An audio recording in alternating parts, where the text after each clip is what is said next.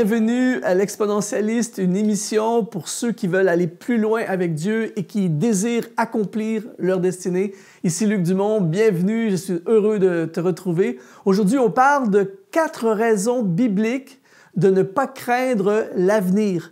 Juste avant, par contre, j'aimerais t'offrir gratuitement une nouvelle masterclass qui s'appelle « 5 choses à savoir absolument sur la volonté de Dieu ». Il y a plein de choses importantes à savoir et je te partage dans cette masterclass des choses que j'aurais tellement aimé savoir quand j'ai commencé à marcher avec Dieu. Alors, tu vas dans le lien qui apparaît au bas de l'écran et tu peux accéder automatiquement à cette masterclass. Aujourd'hui, on parle de la peur de l'avenir. Je ne sais pas dans quel état d'esprit tu es alors que tu regardes ce message, mais il y a plein de gens autour de nous en ce moment qui vivent dans l'angoisse, dans la peur de tout ce qui se passe dans le monde en ce moment.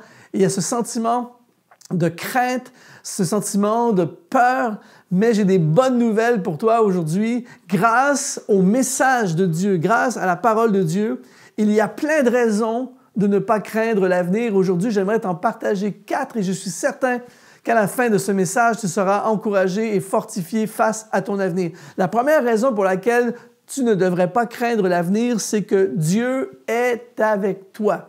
Dans Josué chapitre 1 au verset 5, il est écrit, c'est Dieu qui parle à Josué et lui dit « Nul ne tiendra devant toi tant que tu vivras, je serai avec toi, comme j'ai été avec Moïse.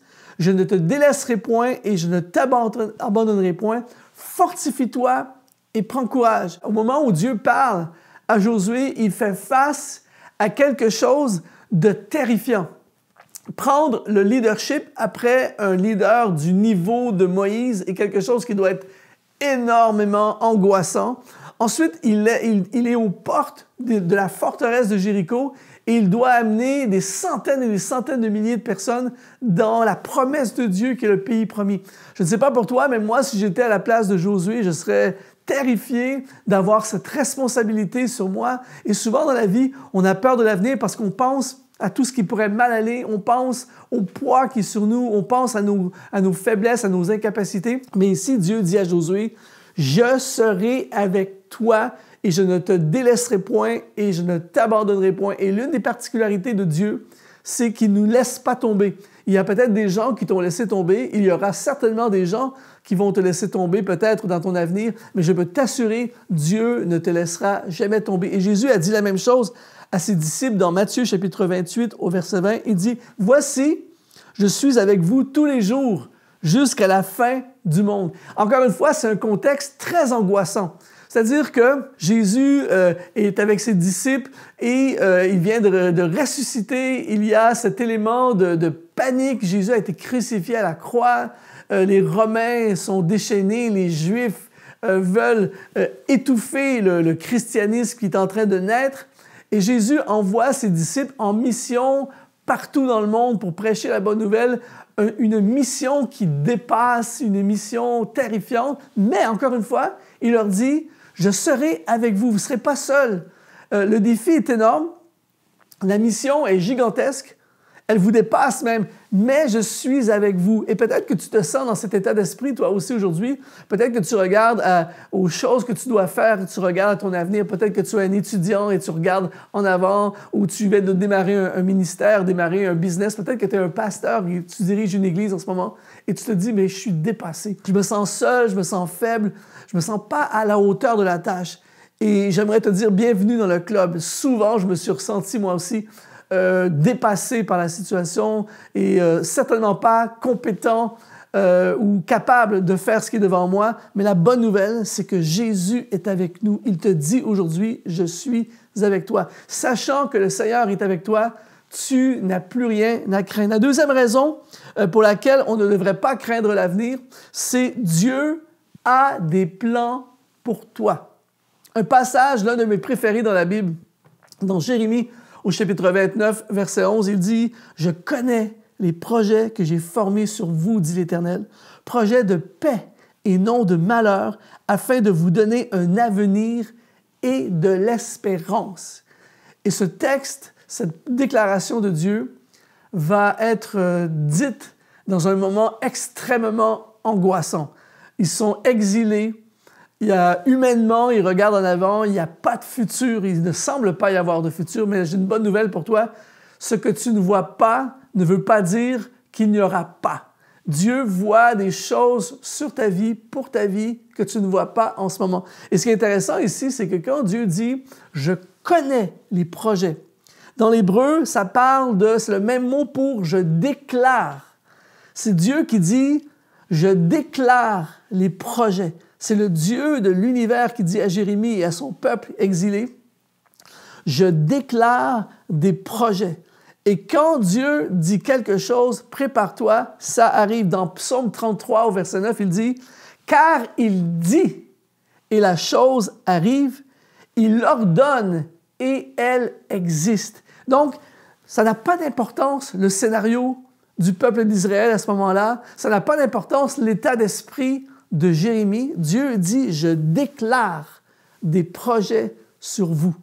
Et Dieu te dit aujourd'hui, mon ami, je déclare des projets. Il dit des choses. Il a dit et il dit des choses sur ta vie. Et quand il le dit, ça devient, ça arrive. Donc, c'est pour ça qu'on n'a pas à avoir peur de l'avenir. Parce que Dieu a dit des choses pour toi. Il a déclaré des choses et il déclare des projets sur ta vie. Peut-être que tu te sens en ce moment sans projet, ou peut-être que ton projet a échoué, ou tu penses qu'il a échoué. Peut-être que tu te sens brisé, peut-être que tu as peur, tu penses à demain, tu penses à ta famille, tu penses à tes finances, tu penses à ton entreprise, ton business, tu penses à ton ministère. Mais Dieu déclare des projets. Il y a des projets pour ton avenir. Ton avenir a été pris en charge. Dieu a dit, et quand il dit, la chose arrive. La troisième raison pour laquelle on ne devrait pas craindre l'avenir, c'est que Dieu combat pour toi. Dans Ésaïe, chapitre 54, au verset 17, il dit, c'est tellement puissant, il dit, toute arme forgée contre toi sera sans effet, et toute langue qui s'élèvera en justice contre toi, tu la condamneras. Tel est l'héritage des serviteurs de l'Éternel. Tel est le salut qui leur viendra de moi, dit l'Éternel.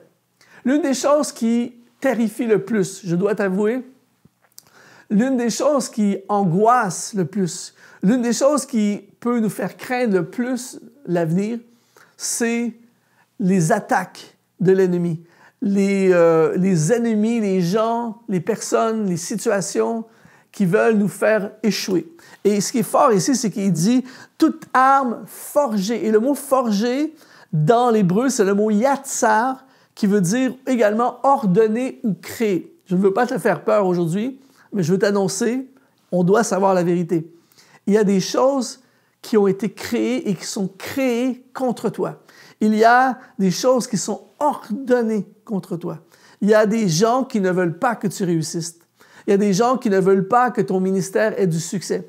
Il y a des gens qui ne veulent pas que tu réussisses financièrement. Il y a des gens qui ne veulent pas que ton projet, ton rêve vienne à l'existence. Il y a des gens qui s'opposent et qui vont même créer, c'est fort là, ils vont créer quelque chose contre toi.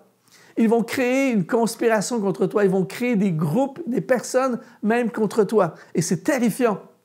Quand on pense à notre avenir et on pense qu'il y a des choses qui ont été forgées contre nous, ça peut être terrifiant. Mais Dieu, il dit, c'est là la puissance, il dit, toute arme qui a été ordonnée contre toi, qui a été forgée contre toi, sera sans effet.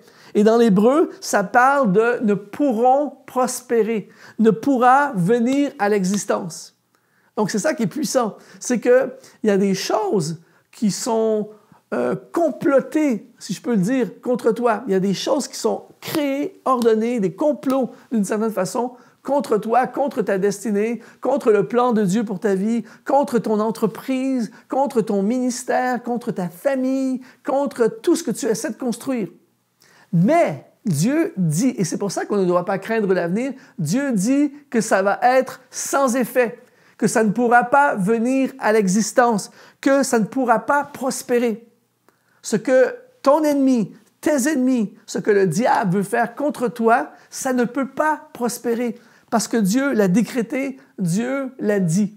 Et c'est pour ça aujourd'hui qu'on peut regarder à demain, On peut construire, on peut lancer, démarrer des ministères, on peut lancer des entreprises, on peut poursuivre nos rêves, on peut poursuivre les projets qui brûlent dans notre cœur, on peut aller à l'université, on peut implanter des églises, on peut avoir des diplômes, on peut avoir des émissions de télé, des chaînes YouTube, faire des albums, écrire des livres, on peut entreprendre, on peut bâtir. Et même si on essaie de comploter contre nous, Dieu dit que ce que l'ennemi a forgé contre nous ne pourra pas venir à l'existence. Et c'est pour ça que tu ne dois pas craindre demain. Et la quatrième raison pour laquelle tu ne dois pas craindre l'avenir, c'est que Dieu va éclairer la route. Dans le psaume 119, au verset 105, il dit « Ta parole est une lampe à mes pieds et une lumière sur mon sentier. » Dieu change les ténèbres en lumière. Dieu éclaire les endroits ténébreux. La lumière de Dieu va toujours triompher. Lorsque ça dit « Il est une lumière sur mon sentier », dans l'hébreu, ça parle d'une lumière resplendissante. Tu sais, parfois, quand il y a des journées avec un soleil radieux, où c'est tellement brillant, il n'y a pas de ténèbres. Eh bien, c'est exactement ce que ça dit ici. C'est que Dieu va être la lumière. Sa parole va éclairer ton sentier. Et même si, parfois, dans ta vie, tu traverses des saisons, des périodes de ténèbres. Tu traverses une crise dans ta vie personnelle. Tu traverses un moment compliqué. Tu as perdu ton emploi. Il y a une maladie. Il y a un obstacle. Il y a une trahison. Il y a une déception profonde. Il arrive quelque chose. Et j'en ai vécu, et tu en as certainement vécu toi aussi, des saisons où il fait noir dans notre vie. Des saisons où on ne voit plus. On ne voit plus demain. On ne voit plus. Et c'est là que l'angoisse s'empare de nous, c'est là que la peur de l'avenir, qu'est-ce qui va arriver avec mes enfants, qu'est-ce qui va arriver avec mon entreprise, qu'est-ce qui va arriver avec mon église, mon ministère, mes finances, qu'est-ce qui va arriver avec ma vie. Mais Dieu dit, je serai la lumière sur ton sentier. Il va y avoir une lumière resplendissante, inexplicable, qui va te montrer le chemin, qui va t'éclairer sur la route. Je me souviens, il y a plusieurs années, j'ai fait une mission à Haïti et le soir, nous sommes partis de Port-au-Prince pour aller au Caille, environ 100 km, et on devait faire la route de nuit. On était dans un petit groupe, dans un minibus, et on est parti, et en plein milieu de la nuit, en plein milieu de la route, les phares avant de la voiture se sont éteints. Et il n'y avait plus aucun moyen d'éclairer la route. On ne voyait plus du tout la route et c'était terrifiant, une noirceur. Il n'y avait pas de pleine lune ce soir-là et c'était terrifiant. On ne voit plus le chemin et on doit avancer. Et dans ma valise, je ne sais pas pourquoi j'avais ça, mais dans ma valise, j'avais une lampe de poche que j'ai amenée comme ça, mais c'est, vous savez, le genre de lampe de poche qu'utilisent les policiers, très longue et qui éclaire très loin. Et là, j'ai sorti cette lampe de poche et je suis monté sur le top du bus. Et tout à coup, j'ai éclairé devant et là, on voyait la route, on voyait le chemin. Et cette lampe de poche nous a permis de voir le chemin et de nous rendre directement à notre destination sain et sauf. Il y a eu une lumière au milieu de la noirceur. C'est exactement ce que Dieu va faire dans ta vie, peu importe le scénario dans lequel tu es en ce moment. Il fait des chemins, il éclaire le chemin. Jésus a dit, je suis la lumière du monde. Quiconque marche avec moi, quiconque me suit, ne marchera pas dans les ténèbres. Quand il dit, je suis la lumière du monde, dans le texte grec, il dit, je suis la source de la lumière. Et quiconque est avec moi ne marchera pas dans les ténèbres. Alors, tu n'as pas à craindre l'avenir parce que Dieu va éclairer ton chemin. Et si tu veux encore plus découvrir ce que Dieu a pour toi, je t'invite vraiment à aller dans ce masterclass tout à fait gratuit. 5 choses à savoir absolument sur la volonté de Dieu. Va dans le lien qui apparaît au bas de ton écran et accède directement à cette vidéo, à cette masterclass. Et je veux te bénir et surtout, je te dis, sois exponentialisé.